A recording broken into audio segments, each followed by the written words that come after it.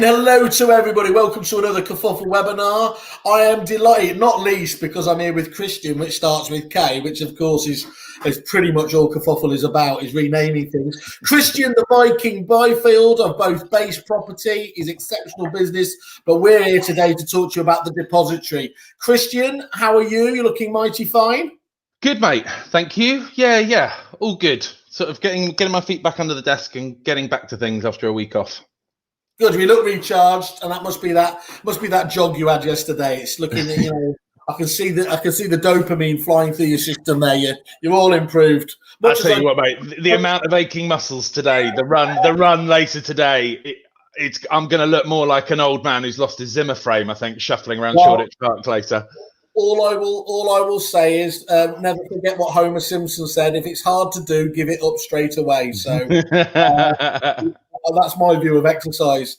Look, mate, we're here today to talk about, again, it's another one of these quick catch-ups with everyone that was awarded the top 40 at AA Masters in terms of ideas and innovation.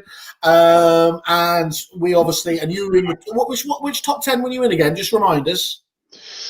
It was sort of the streamlining. It was sort of operations. We both nailed that one, haven't we? You put me on the spot beautifully there, and I'm there. I tell you what, Nightie's going to kick your ass in the best group of the top 40. Top 10 masterclass you were. There you are. There we go. That sounds about right. See, I told you it was the best one. There you go. Now, that's that. First of all, congratulations. But secondly, that's absolutely outstanding, considering obviously last year was really where you obviously exploded onto the scene for it. For those that don't know the Viking, just give us a bit of an overview as to what Depositary does for agents.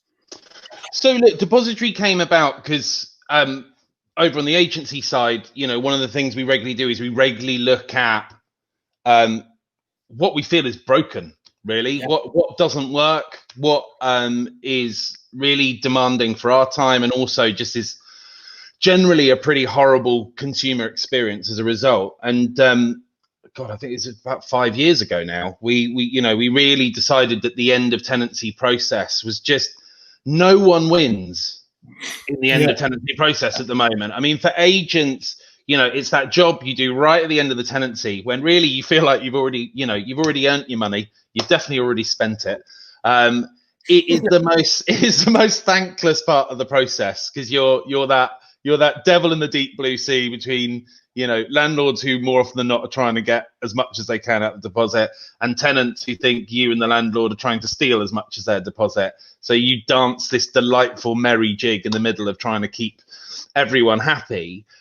Whilst also trying to stay in line with all the regulated timelines and all this sort of stuff. And I think the bigger your operation gets, the bigger the demand it is. But, I think, our agency's small. We look after, about 250 tenancies. On a typical year, we turn over about 125.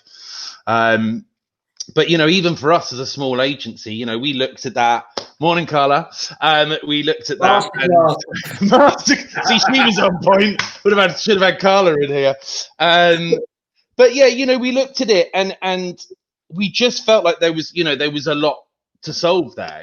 For us, we worked out on average, we were sending probably 3 or 4 hours per tenancy transaction, and we just felt that was a hell of a lot of man hours for something that really carried very little value that we could see out of it. And then, for tenants as well, I think, I've been involved in things. I got involved with something called the Tenant's Voice a few years ago, and that was fascinating. I ran their forum for about a year, and about 80% of their forum posts, surprise, surprise, were about deposits not being registered, unfair deductions, blah, blah, blah, blah, blah. And what came out of running that forum was that despite the fact there is a hell of a lot of regulation in place to protect tenants are by and large unaware of most of it. And also they just don't generally understand or really want to know what the process is. For a tenant, it's a really simple thing. Like, I've moved out my property, I just want my money back.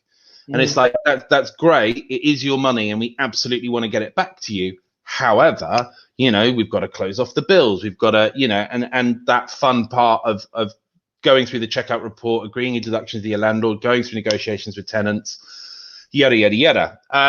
So I think we just looked at it and it just, no one was touching that space. Yeah. And it just seemed like there was an opportunity for everyone to win out of it. So that's really what we set about doing. I mean, our goals for agents was to massively reduce the workload, and really try and systemize it. Because, again, it was interesting talking to agents, particularly the bigger you got where you had teams working. We spoke to several agents and they were like, look, we've got teams that do this and we train them just on this process. But they were like, even though they're trained to just do that job, no two tenancies are ever handled exactly the way they should be in exactly the same way. And if there's one thing tech is good at, it's systemizing stuff, right? So, and also for most agents as well, again, regardless of size, most CRM systems don't really touch that process in detail either. So from an overview point of view, from a managerial ownership point of view, the only way for you to know where your concluding tenancies are at were literally to sit down with a member of staff and go, right, talk me through your 20 tenancies you're progressing at the moment. Where are we stuck at, sort of thing. So that was it really. And for tenants, we just wanted something that was intuitive, transparent. They got to understand what the process was, what the steps were, what fell on them, what fell on their agents and landlords. And that's what we set about doing. And we spent, like I said, we had that idea 5 years ago. Part of the time building that is because we self-funded it. We've never taken a penny of investment. Anne and I have paid every single penny out of our own pockets, and that in turn meant that we didn't have 2, 4, 5 million quid sat in the bank account that we could just splurge, which I think is a good thing. Morning, Deb. And so, but also, what I understood was there was a few things I knew going into this, and this was where having my agent hat on, I think, really paid off compared to some of the products we've seen presented by people over the years in various areas of prop tech. Was one thing I do get as a letting agent is how you choose to do things as a letting agent. The order, your process is very much part of your identity. It's almost as much as part of your brand as your logo. The processes you put in place, the checks and balances and etc. so that you have, that is very much part of it. So we knew we couldn't come out with a one size fits all, a singular channel product and go, here you go, guys, we transform the process. All you have to do is completely change how you do stuff. And also all you have to do is do it identically to every single agent that uses our platform. We knew that was going to be the wrong approach. If we tried that, we'd just be banging our head against a brick wall. So, I think the challenge for us was building in that level of customization, and you saw the platform sort of in depth when we did that demo sort of September last year, I think it was. August, September last year. I made the point to you at the time, that was a product launch, and yet that was no minimum viable product. And that probably comes from the fact, of course, you've lived and breathed this for so long. It was in fact, there wasn't a person around that table, and it was a tough table of critics were mightily impressed with it. And I think that just goes on to show the massive uptake you've had, obviously, from some of the best agents in the country are already, talking to you and onboarding, aren't they? Yeah, I mean, we've got some amazing agents on, and obviously this year with everything that's gone on, has been an interesting year. We've not gone hard on the sell, because like I said, we've been picking up a few agents each month, and what we really decided this year was this was a year for us to really learn. As much as you think as an agent, and I don't think it matters who you are or how long you've been in the game, you've always got a lot to learn from others. And when we launched the product, as confident as we were that we'd sort of covered pretty much every operational setup possible, the first 3 months of working with our first few agents, a lot of that was like, all right, oh, interesting, okay, you guys like to do it that way. And I think we've listened to our agents. I think that was the other thing that we knew going into this was, both for myself, but again, knocking heads with a lot of agents over the years and thinking about what our conversations are when we talk about suppliers, be it prop tech, be it human, whatever it is. I think, probably one of the most common things to hear is that agents don't really feel like they're being listened to in terms of, they're either not being asked for feedback at all, which is a problem, or if they are being listened to, they feel they give their feedback and that is literally just like shouting into a well. It just goes down some echo chamber and it never materializes. And I think something we were really, really keen to do from the offset was to really show that we do listen. We can't obviously do everything every agent wants to do, but we're very open about that. If we have an agent suggest something to us and we've heard that several times before, we'll openly say, great, we've heard this from several agents. We're going to really put this top of our priority list, or, we'll turn around and go, do you know what? No agent has asked us that. So we'll put it in the list, but I'll be honest, it's at the bottom of a very long list. But, we've rolled out a lot of changes. I mean, I think the first 2 or 3 months we did 3 or 4 changes. One of those was completely redoing our main settings dashboard, which was a huge undertaking. But it was really important. It just had to be done, and it was a bit painful. But it was like, well, we could do this now, or we can sort of bumble through. Then we're going to have to do it at some point, and we could just bumble through for the next year, going, oh, well, you can cheat the system by doing this, and you can sort of get it doing what we're doing that. The famous workaround. Workarounds. Yeah, never has a job been so pushed aside as a workaround solution. Ultimately, it only ever hurts you in the end, though, doesn't it, really? Yeah, I think it does. And I think as a supplier for us, everything, the more awkward the journey you make for your client, ultimately, the more you end up putting on your own lap, because all that happens is those clients keep on picking up the phone to you going, why doesn't it do this? And why am I stuck at that bit? And then, and then you hear them talk to other agents and they're like, yeah, it's all right, but this bit could be so much better. And So that's absolutely critical, isn't it, Christian? Suppliers in general, but specifically a lot of, key ones like CRMs, you do get that kind of tipping point where actually the most dangerous thing of all is they stop actually talking, they stop criticizing, because they know that they're not going to get any feedback on the innovation ideas or requests to fix stuff. It's frankly, look, they don't listen to us, so it is what it is. And that's really dangerous because, of course, at that point, they're just waiting to jump ship when the right option comes up. That's it. I think when you lose that engagement, right, you're at risk. You're opening up that client to the competitors, because it means they're no longer engaged. They're no longer feeling part of that journey. And I think, also for us as a startup and as a company with a very lean operation, and at the cost price, the price point that we do the platform, which is, roughly £50 a branch a month, varies a bit on portfolio. But again, that was one thing I was very adamant about starting off. I didn't want to charge big, heavy upfront setup fees. It's not something that's ever sat quite right with me. Yeah. On the other side as well, we've made the customization of our platform very agent centric. They can jump in there and do it all. So it's not like it's all hidden behind some curtain and we're doing magic stuff, behind the scenes. They can go in and tweak the platform as they want. So, we didn't want to charge big setup fees. I didn't want the price point to be a consideration in adopting the product.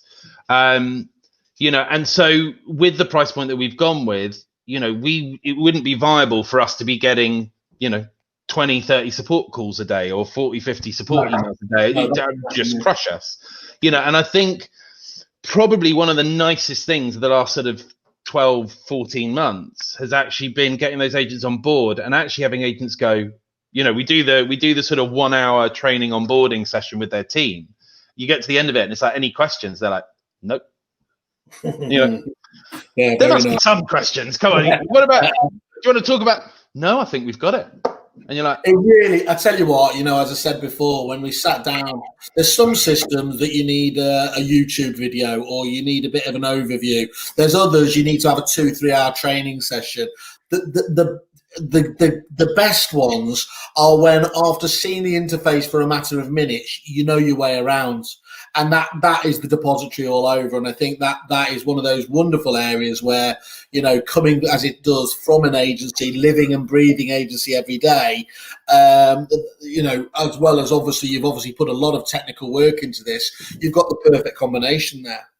Well, I think, and that didn't happen by mistake. I mean, Sprint Innovations, who are the dev team, the outsourced dev team we work with, who are fantastic. I honestly can't speak highly enough of Chris and his team. They're amazing. But one of the things I said to Chris right from the offset, and we kept coming back to this through the build, one of the specific things that I said to him about the brief was, in terms of how this platform works, I said, what I want to be able to do when it's built is I want to be able to walk out the front door of my office, stop just anyone in the street, not an agent, anyone, pull anyone off the street, sit them in front of the computer, and with the platform set up with the configuration you want it to work, I want someone to be able to sit down in front of a computer and be able to do a tenancy end to end without really knowing what they're doing.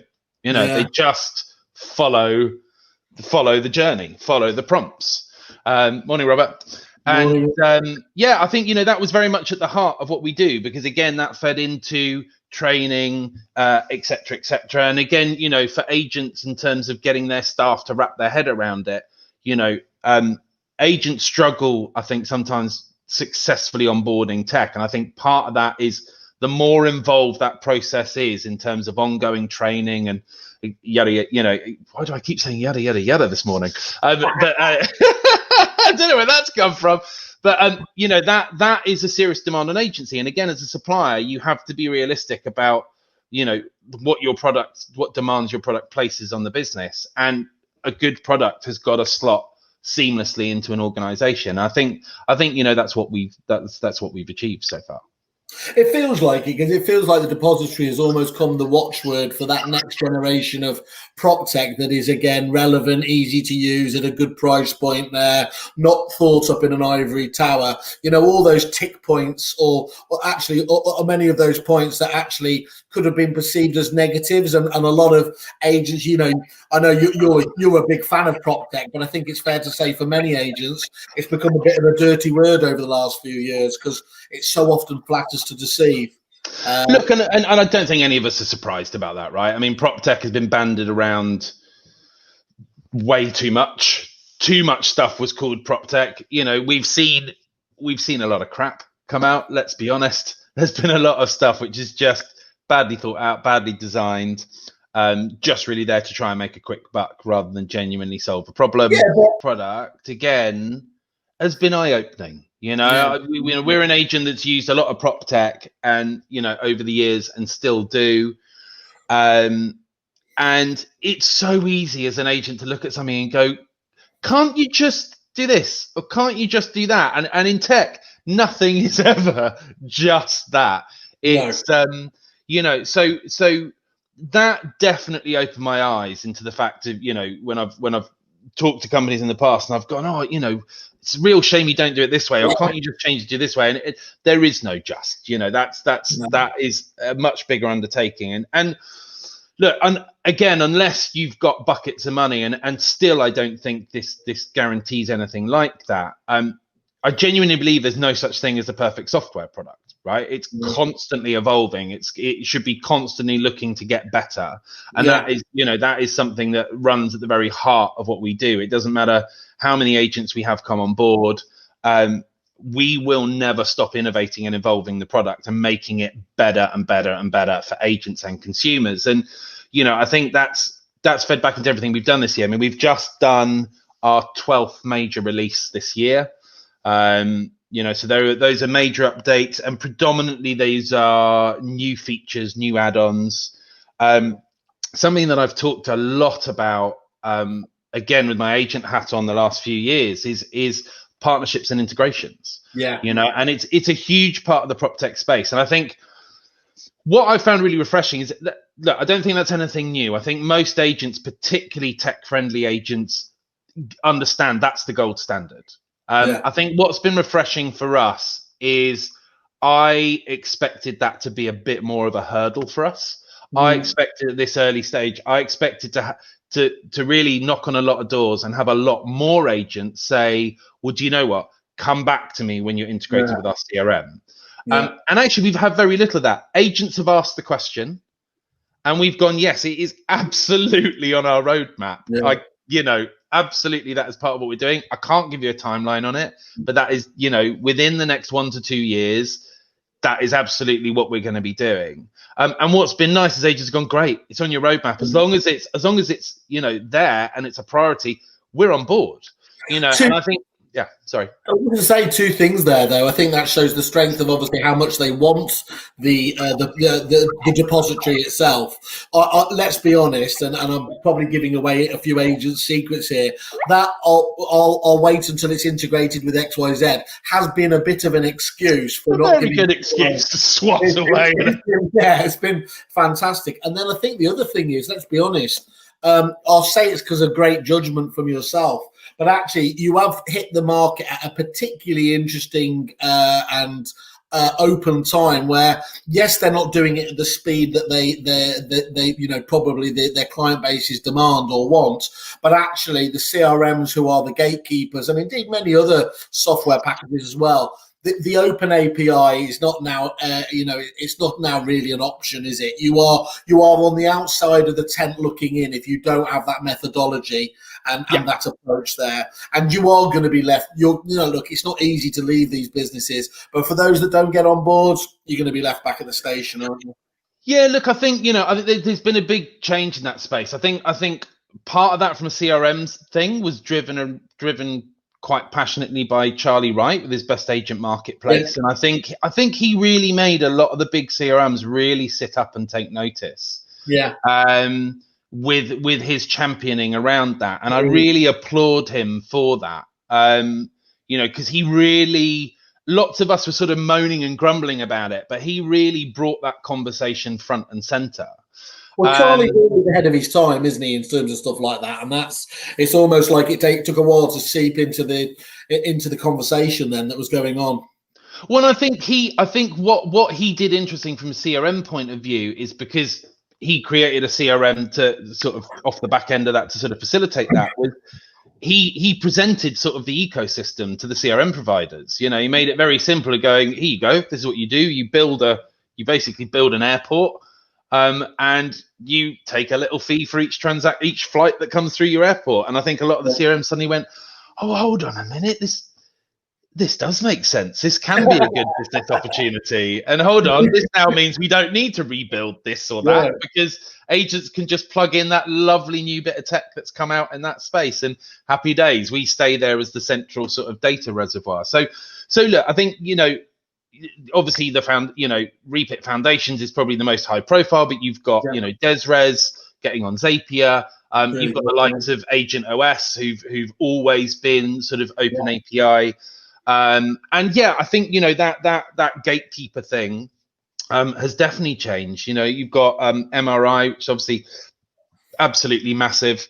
Yeah, they're integrating products left, right, and center as well, and I think that's really exciting. And I think the interesting thing for us is integrations and partnerships were always very much part of that agenda. Going into this, I perceived that CRMs were actually going to be our number one priority to partner and integrate with. I think what slightly surprised me to date is actually when we looked at what different partnerships and integrations we can plug into our platform, and when we really tried to drill down into what that meant for the agent, interestingly, what we found was actually the CRMs actually have been pushed a little bit down the track for us, because we reckon a CRM integration gets rid of that really dull duplicated data entry thing. But yes, it's boring, but for the transaction we manage, we reckon for an experienced administrator, that's about 3 to 4 minutes to set up an application on our platform. So that's what a CRM integration would remove, that 3 or 4 minutes. it's nice, 3 or 4 minutes is still 3 or 4 minutes, and if you're processing 1,000 tenancies a year, that adds up to a nice little time saving. But it's not that major, I mean, the first partnership integration we did was with a company called Please Connect Me in the utility switching thing, and I know for us and a lot of agents of all sizes, utility switching is a massive time consumer, and I think with a lot of agents, particularly smaller agents like myself, we don't get too blown away with the revenues, because we know, look, we do, like I said, we do in a typical year about 125 tenancy switchovers. Let's say they convert a third of those, so about 30 tenancy switches in a year. If I'm earning 50 quid a job, that's £1,500. That's not transforming my business in any way, shape, or form. So I think for me and a lot of agents I've spoken to, the utility switching thing wasn't about the revenue. The revenue, if you make a bit of money on the side, great. But it was about fulfilling that duty to a landlord and making sure bills are closed and set up properly. And the amount of man hours agents up and down the country spend chasing utility companies for a correctly closed bill or whatever, it's just painful, So we plugged that in. I reckon that plug-in saved our agency probably like between 30 minutes to an hour per transaction of just zero value, just faffing around on the phone, chasing stuff. So that was a really obvious plug-in. We're at really late stages of 3 integrations at the moment, and that's in the inventory provider space. So we're in final testing with both Inventory Hive and Inventory Base. Great. Really exciting. 2 really, really exciting companies. Really, for a space that is very tech free traditionally, the likes of themselves, and also, we're working with No Letting Go and their capture platform. So, we're working with those 3, and we're in the final testing and tweaking stage, and this has been going on. I mean, we've been talking to the guys for months, and then that all happened really quite quickly in the last month. We've been really plowing on through that, and I got to see our first proper live demo. We're in our sandbox environment now, where we test everything out. And that was just awesome. We got our first look at it yesterday, and it was like, you bring up the report, and as you go through, if you find something and you assign tenant liability, you've just got a little button that you click to say send to Depositary, and it pulls everything across into our system. And we looked at that, and we're gonna drill down into more of this. I mean, this is speculative at the moment, but we reckon on an average transaction, an agent will spend about 15 to 20 minutes transcribing what they've identified out of their checkout report into our system. And look, that's no different as to of transcribing it into an email before that they present to their landlord. But it's that thing of, right, we've got to pull out these 10 things, we've got to set out what they are and the costs, and et cetera, et cetera. And so, again, when we're talking about the challenge of who do you integrate with first, again, when we looked at that, it was like, well, do we say 5 minutes or do we say 15 to 20 minutes? Well, we'll do the 15 to 20 minutes. So, again, the CRMs were further up the chain earlier on, and we've sort of slotted things in above, because when we've looked at it, we've gone, actually, okay, you've still got the boring duplicate data entry, but this is the big win. This is what saves another big chunk of time. And then we're looking at focusing on our CRM integrations next year. We've got some exciting things planned for the start of the year.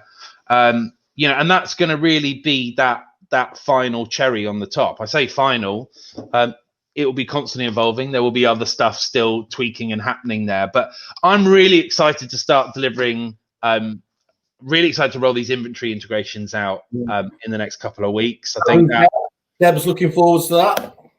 Yeah. So that's really, that's another big leap ahead. And the nice thing is that the talking with these other companies, it's been so easy. Everyone is on the same page, and we all win.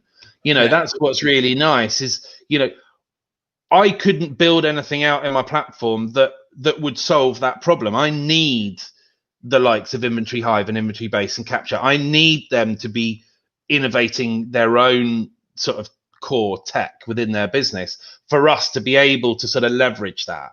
And for both of us, we win. You know, it's the whole specialization point, isn't it? In the way that you went out there and did it, you're hacking into their specialization, and so, as you said, it is a win-win. Yeah. Christian, I have to leave it there, but two things I need to say is make sure that everybody is in the lettings business should be looking at these guys. I can hand on heart say that. Go and have a look at the Depositary on Kerfuffle. Have a look at their 5-star reviews. Have a look at, they've got a deal on there as well, fantastic as well for Kerfuffle members as well. The thing I will leave it with, which is I did not endorse and I will be looking forwards, talking of sprints, good luck with your 30 runs in 30 days. I thought it was a great idea and has made the same commitment.